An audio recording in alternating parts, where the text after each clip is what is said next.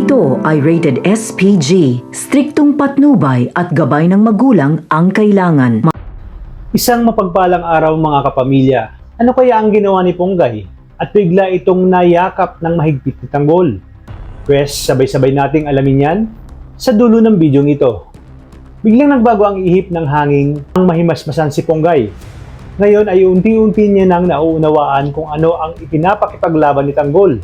Dahil na rin nga sa karanasan ng kanyang tatay Mauro sa kamay ng mga gerero. Dito sinabi niya sa kanyang sarili na kinakailangan niyang humingi ng paumanhin kay Tanggol dahil sa kanyang mga sinabi. Napag-isip-isip niya na tama ang kanyang lola. Si Tanggol na umano mismo ang humingi ng dispensa at hindi niya malang ito pinakinggan.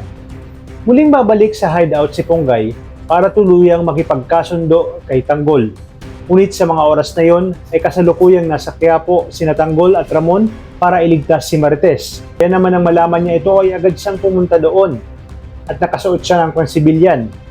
Agad niyang nakita ang kanyang mga kasamahang pulis na nakasibilyan din. Bigla siyang nagtaka at napaisip na baka si Tanggol ang target ng mga ito. Nagtago siya at dito nakita niya si Rigor mula sa isang sasakyan. Ibig sabihin, sinet up ni Rigor si Tanggol at ginamit niya si Marites bilang pain. Matalino si Rigor dahil naisahan nila si Tanggol. Ngunit hindi basta-basta mga kapayag ang mag-ama. Hindi mabawi si Marites.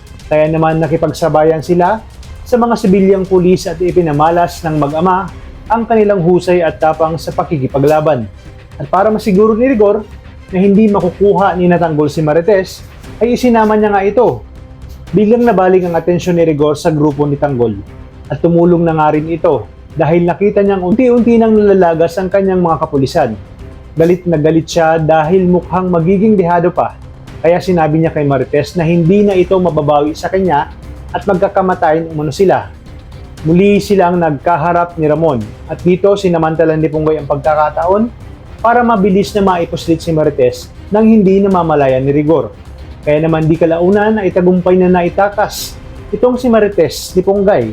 Nang hindi naramdaman ni Rigor, lahat sila ay nagtaka kung sino ang kumuha kay Marites. Ngayong wala na nga itong lakas dahil sa pamubugbog na ginawa ni Rigor. Maya-maya pa ay umalis na si Tanggol dahil napapansin nila na padami na ng padami ang mga kalaban.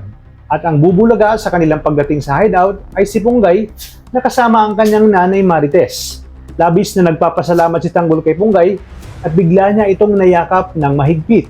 Sinabi ni Ponggay na ginawa niya lamang ang sa tingin niyang tama at ngayon umano ay naiintindihan niya na ang tunay na ipinaglalaban ni Tanggol at ng kanyang grupo.